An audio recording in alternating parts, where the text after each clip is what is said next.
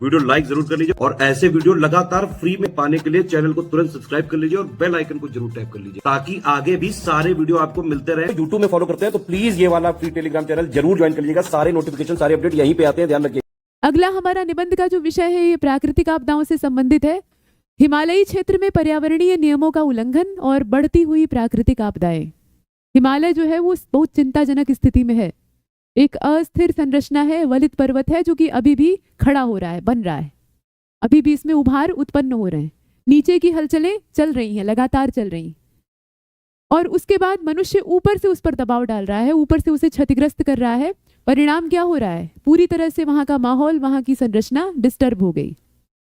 2025 का जो मॉनसून था हिमालयी क्षेत्र के लिए बहुत विकट था। आपने देखा कितनी तबाही आई थी। वही कहा गया कि मानो हिमालय के स्थायित्व को ही चुनौती दे दी, है ना।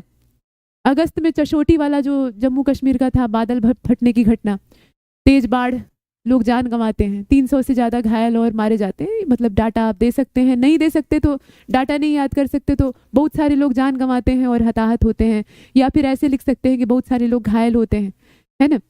इस तरीके से मतलब डाटा आप एग्जैक्ट लिखें ये आवश्यक नहीं है। इसमें बहुत शब्द का या कुछ या ज़्यादा मात्रा में ऐसे शब्दों का इस्तेमाल कर सकते हैं। मतलब अनिश्चित परिमाणवाचक और अनिश्चित संख्यावाचक विशेषण का प्रयोग कर सकते हैं, कोई उसमें बाउंडेशन नहीं। तो यह सब तीर्थयात्रियों पर मंडराते खतरे को और स्पष्ट करता है। लगभग उसी समय हिमाचल उत्तराखंड की जो सीमा थी, उत्तराखंड में धराली और हरसिल ग्राम जो थे वहां पर भारी बारिश, मतलब उस समय का जो सिनेरियो था ना, उस समय की जो पृष्ठभूमि थी, उस समय की घटना जो थी, उसी को दर्शाया जा रहा है। तो यहाँ भारी बारिश से प्रेरित जो मलबा था उसका प्रवाह आया और मकान जो है वो ढह गए, इस तरह की चीज़ों का। मतलब पूरा आप यहाँ तक क्या कर रहे हैं, जो हिमालय पर उथल पुथल मची हुई थी मानसून के समय में, मानसून के सीजन में, उसी का वर्णन कर रहे हैं। एक पैराग्राफ उसी पर समर्पित है और यहीं से आपकी प्रस्तावना शुरू हो रही है। तो इसमें आप क्या कर सकते हैं? इसमें आप चाहें तो इस तरह से शुरू कर सकते हैं, जो कि एक अच्छा तरीका है। मतलब तात्कालिक समस्या जो हिमालय की है वहां से आपने शुरू किया, ज्वलंत घटनाएं हैं, तो उससे प्रभाव बढ़ेगा कि आप करंट अफेयर से भी परिचित हैं। दूसरा, आप परंपरागत तरीके से भी शुरू कर सकते हैं। जैसे यहाँ पर हिमालय न केवल भारतीय उपमहाद्वीप की भौगोलिक पहचान है, बल्कि यह सांस्कृतिक, धार्मिक और पारिस्थितिक दृष्टि से भी अद्वितीय है। यानी हिमालय के महत्व की चर्चा की जा रही है। इसे तीसरा ध्रुव भी कहा जाता है क्योंकि यहाँ ग्लेशियरों का विशाल भंडार है। एशिया की अनेक नदियों को यह जीवन देता है। लेकिन विडंबना क्या है? विकास की अंधी दौड़, अवैज्ञानिक शहरीकरण और पर्यावरणीय नियमों की अनदेखी। इसका परिणाम है कि हिमालय संकट की ओर बढ़ता चला जा रहा है और उसके साथ साथ मानव सभ्यता भी उसी विनाश के गार की ओर बढ़ती चली जा रही। हाल के वर्षों में उत्तराखंड और हिमाचल प्रदेश में लगातार जो भूस्खलन, बादल फटना, बाढ़, ग्लेशियर टूटने की समस्याएं हो रही हैं, उसका परिणाम क्या है? वहाँ जो इंसानी जीवन है वो डामाडोल हो ही रहा है, उसके अलावा जो बाकी विविधता है, जैव विविधता है, वो भी बुरी तरह से प्रभावित हो रही है। तो ये सब कैसे हो रहा है? ये सारी घटनाएं प्रमाण हैं कि हिमालय स्वस्थ नहीं है, वो पूरी तरह से अस्वस्थ है। और पर्वतीय क्षेत्रों में पर्यावरणीय नियमों का उद्देश्य यह सुनिश्चित करता है, यहाँ उद्देश्य नहीं बल्कि उल्लंघन, लेकिन उद्देश्य ही शब्द सही है। हालांकि उद्देश्य बहुत उपयुक्त शब्द नहीं है। पर्यावरणीय नियमों की संरचना या सही संरचना, ऐसे लिखना चाहिए। फिलहाल वह सुनिश्चित करती है, या पर्यावरणीय, छोड़िए उसको, रहने दीजिए, पर्यावरणीय नियम यह सुनिश्चित करते हैं, बनाए गए पर्यावरणीय नियम यह सुनिश्चित करते हैं, ये ज्यादा बेहतर रहेगा। तो बनाए गए पर्यावरणीय नियम यह सुनिश्चित करते हैं कि विकास गतिविधियां प्रकृति की वहन क्षमता के अनुरूप। हर क्षेत्र में विकास का पैमाना एक नहीं हो सकता। मैदानों में जो विकास का पैमाना आपने अपनाया है वही आप पहाड़ों पर ले जाकर अप्लाई नहीं कर सकते, है ना। दोनों के तरीकों में फर्क होगा। लेकिन वास्तविकता यह है कि नियमों का पालन होता नहीं है, सिर्फ कागज में होता है बस। सड़कों का चौड़ीकरण, मतलब सड़कें जो पहले थी उनको और चौड़ा करना, मतलब और ज्यादा पहाड़ों को काटना और डिस्टर्ब करना।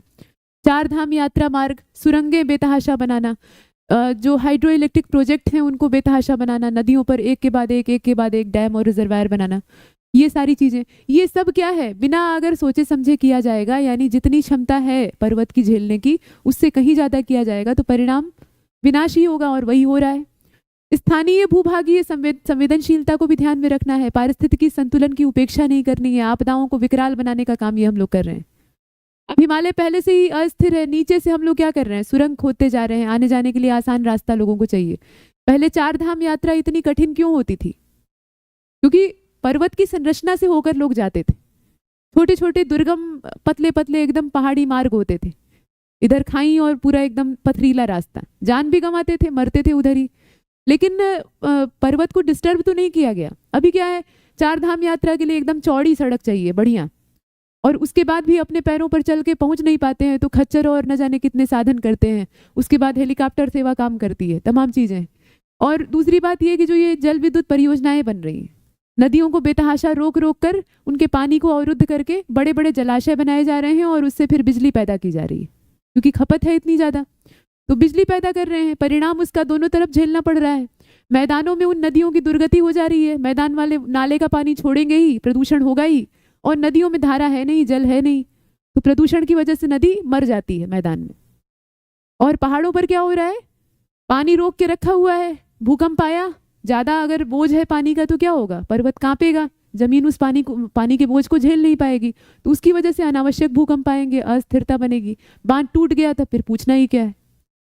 बांध टूट गया तो छिपाने का तरीका भी है, दस्तावेज में दिखा देंगे कि बादल फट गया था, ठीक है। तो जिस स्थान पर बड़े बड़े भूकंपों की संभावना है, जो कि रिक्टर स्केल पर संवेदनशील रखा गया संवेदनशील रखा गया क्षेत्र है, पैमाना उसका हमेशा ही ऐसा है कि कभी भी आ सकता है, मतलब कभी भी अर्थक्वेक की संभावनाएं आ सकती हैं। धरती के अंदर इतना ज़्यादा दबाव है, इतना ज़्यादा प्रेशर है कि वहाँ पर टेक्टोनिक मूवमेंट आम बात है, कोई आश्चर्य नहीं है। वहाँ पर आप इतने बड़े बड़े रिजर्वायर, इतने बड़े बड़े प्रोजेक्ट क्यों बना रहे हैं? बनाइए, लेकिन सीमित संख्या में बनाइए। टिहरी जब बन रहा था उसी का इतना विरोध हुआ, और आज देखिए गंगा की दशा।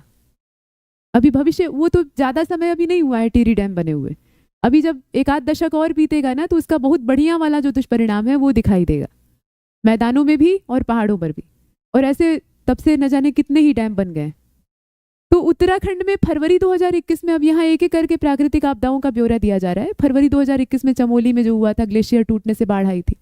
2023 में आप देख रहे हैं जोशीमठ धंस गया था, है ना, इस तरह की। और 2013 वाला जो प्रलय कहा गया था उसको तो पीछे आप देख ही रहे हैं, 10 साल पीछे वाला। तो ये सारी घटनाएं हैं।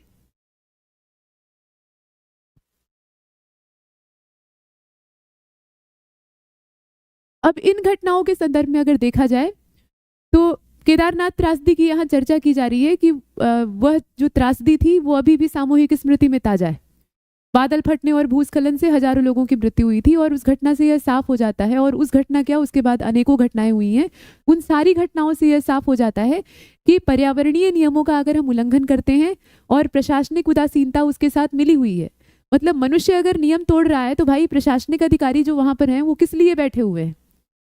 उन्हें नहीं करने देना चाहिए, लेकिन वो करने देते हैं। और वास्तव में नियम ज्यादा कौन तोड़ता है? सरकारी जो ढांचागत परियोजनाएं हैं उन्हीं के द्वारा नियम तोड़े जाते हैं। गवर्नमेंट ही जनहित के लिए, जनता की सुविधा के लिए ऐसे प्रोजेक्टों को मंजूरी देती है जो कि वहां पर तोड़फोड़ सबसे ज्यादा करते हैं। एक प्राइवेट ऑर्गेनाइजेशन या प्राइवेट कंपनियां जो हैं वो कितना ही तोड़फोड़ लेंगी। मतलब कोई व्यक्ति एक रिसोर्ट बना रहा है, ठीक है, तो वो एक पर्वत का छोटा सा क्षेत्र कवर करेगा, मतलब छोटा दायरा, और उसी में अपना सारा डेवलपमेंट करेगा। लेकिन जो बड़ी बड़ी सुरंगें बन रही हैं, बड़ी बड़ी सड़कें बन रही हैं, तमाम तरह की सुविधा के साधन पहाड़ों पर मैदानों की तरह की सुविधा इकट्ठी की जा रही है, तो वो सब कौन करवा रहा है? वो सब गवर्नमेंट के प्रोजेक्ट हैं, विकास परियोजनाएं हैं, विकास परियोजना का नाम उसको दिया जा रहा है, और लोग भी खुश हैं क्योंकि उन्हें सुविधा हो रही है। लद्दाख तक बाइक लेके पहुंच जा रहे हैं, मोटरेबल पास बन गए हैं, और न जाने कितनी ही, मतलब गाड़ी दौड़ाने का शौक आपका मैदानों में पूरा नहीं हो रहा है, अब उसे पहाड़ों पर पूरा करना है, तो गवर्नमेंट भी साथ दे रही है। तो परिणाम ये हो रहा है ना कि जब दोनों मिलकर काम कर रहे हैं, जनता और सरकार दोनों ही उस दिशा में लगे हुए हैं, तो पर्यावरणीय नियम बचेंगे ही कहाँ? उनकी धज्जियां उड़ जाएंगी। जनता करती, सरकार रोकती या प्रशासन रोकता तो ये नहीं चल पाता। ऐसे थोड़े ना होता कि हिमालय को लगातार ही खोदे जा रहे हैं, डिस्टर्ब किए जा रहे हैं, लेकिन दोनों मिलकर यहाँ लगे हुए हैं। और बढ़ती हुई आबादी और बढ़ती हुई महत्वाकांक्षा सबसे ज्यादा, वो इसके पीछे उत्तरदायी है। ठीक है, आगे चलें। हिमालय केवल भौगोलिक संरचना नहीं है, बल्कि यह जैव विविधता का एक अनुपम खजाना है। यहाँ दुर्लभ औषधियाँ, दुर्लभ जीव जंतु, तमाम चीजें पाए जाते हैं। न जाने कितने ही प्राणियों का ये आवास है। तो ये सब जो मनुष्य का हस्तक्षेप है, निरंतर हस्तक्षेप है, इससे ये सब संकट में पड़े हुए हैं, संकटग्रस्त हो रहे हैं। वनों की अंधाधुंध कटाई हो रही है, सड़क और भवन का निर्माण हो रहा है, खनन गतिविधियां हो रही हैं, पूरे पर्यावरण को हम त्रस्त कर रहे हैं, पेड़ काटे जा रहे हैं। आपने देखा होगा जब बाढ़ आई थी ना, ये मानसून वाला ही जो अभी पीछे चर्चा हुई है, कितनी लकड़ियां बह कर आ रही थी। मतलब जो पानी ऐसे नदियों का वेग से बह रहा था, कितनी सारी लकड़ियां उसके साथ बह कर आ रही थी। पूरी पेड़ों के बड़े बड़े तने और टहनियां जो हैं वो साथ में चले आ रहे थे। वो कहाँ से आ रहे थे? वो अवैध कटाई का ही परिणाम था। वहां से वो बहकर बाढ़ का पानी आया, उन लकड़ियों को भी अपने साथ समेट कर लेता आया। तो वो तो एक छोटा उसका मंजर था, न जाने वैसे कितने ही पेड़ काटे जा रहे हैं। वृक्ष कटते हैं तो मृदा अपरदन बढ़ता है। जो केदारनाथ में आपदा आई थी 2013 में, उसके जो प्रत्यक्षदर्शी भुक्तभोगी थे, जिनके परिवार ही साफ हो गए, तो उनमें से जो जान बचाकर आने में सफल रहे थे, तो उनका मतलब आप बीती जो वक्तव्य है उसको सुना गया। उसमें उन्होंने कहा कि वो एक पेड़ को पकड़कर रात भर झूले रहे, रात बिताते रहे, और नीचे जो है बाढ़ का पानी ऐसे सुनामी की तरह से उफान मार रहा था, और जिन चट्टानों पर पेड़ थे वो चट्टानें नहीं बही, लेकिन जिन चट्टानों पर पेड़ नहीं थे, मतलब पेड़ थे लेकिन काट दिए गए थे, वो चट्टानें पानी के साथ बही जा रही थी। छोटी छोटी चट्टानें पानी के साथ ऐसे प्रवाह में कहाँ चली जा रही है पता ही नहीं चल रहा है। लेकिन जिन चट्टानों पर वृक्ष उगे हुए थे, वनस्पतियां थी, वो जस की तस रही। कितना भी पानी थपेड़ा मारा वो हिली नहीं। तो मतलब क्या है? वृक्ष काट कर हमने और ज्यादा अस्थिरता पैदा कर दी है ना। तो यही सारी चीजें हैं। नतीजा वही है कि बाढ़, सूखा और असमय वर्षा जैसी जो मौसमी घटनाएं हैं वो भी बढ़ रही हैं। जलवायु परिवर्तन बहुत तेजी से हो रहा है। मनुष्य तो अपना काम कर ही रहा है, प्रकृति भी अपना काम कर रही है। प्रकृति भी अब जान गई है कि मनुष्य को विनाश की बहुत जल्दी है। प्रकृति जितना जल्दी मानव जाति का विनाश करना चाहती थी, उससे कहीं ज्यादा मनुष्य को हड़बड़ी है अपना विनाश करने की। तो प्रकृति भी खुश है, चलो ठीक है जल्दी कर देते हैं, तुम्हारी इच्छा को पूर्ण करने में खुशी होगी। तो प्रकृति वो काम जल्दी कर रही है। जितनी रफ्तार जलवायु परिवर्तन की होनी चाहिए वास्तव में, उससे कहीं ज्यादा दुगनी, चौगुनी, क्या कहा जाए, 100 गुनी और 1000 गुनी रफ्तार में वो तेज हो रहा है। जो घटनाएं 50 साल के अंतराल पर होनी चाहिए थी, वो 5 साल में आपको होती हुई दिखाई दे रही हैं, और कुछ साल में और आप विकृत देखेंगे, विनाशकारी स्थितियों को देखेंगे। तो समाधान की दृष्टि से सबसे पहले तो यह आवश्यक है कि पर्यावरणीय नियमों का कठोरता से पालन किया जाए। यही एक रास्ता है। और जो विकास की परियोजनाएं हैं उनको वैज्ञानिक और पारदर्शी तरीके से बनाया जाए। सिर्फ फायदा ना देखा जाए कि जनता को बहुत सुविधा है, नेताओं को बहुत सुविधा है, वोट बैंक हमारा बढ़ जाएगा, सिर्फ ये ना देखा जाए। पहले ये देखा जाए विकास की परियोजनाओं को बनाते समय कि हिमालय इससे कम डिस्टर्ब। विकास का दूसरा नाम ही विनाश है, तो डिस्टर्ब तो तब भी होगा। मनुष्य जहां जाएगा और जाने के लिए अपनी सुविधाएं इकट्ठी करेगा, तो वहां कुछ ना कुछ तो तोड़फोड़ करेगा ही। बिना तोड़फोड़ किए काम नहीं होगा, ये पहले से ही होता रहा है। लेकिन कम से कम करें, जितना हो सके उतना कम नुकसान पहुंचाएं, इस पर हमें गौर करना चाहिए सबसे पहले। उसके बाद तब अपनी सुविधाओं को तवज्जो देनी चाहिए। सतत विकास के नारे को आगे बढ़ाकर व्यवहारिक नीति बनाना, यही एकमात्र समाधान है। और वनों का संरक्षण करना होगा, पर्वतीय ढालों पर निर्माण का नियंत्रण करना होगा, वहां नहीं कोई कंस्ट्रक्शन करवाना होगा। इस तरह की चीजें हैं।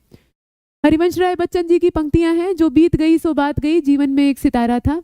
तो इन पंक्तियों की तरह हमें भी अतीत की त्रासदियों से सबक लेना है।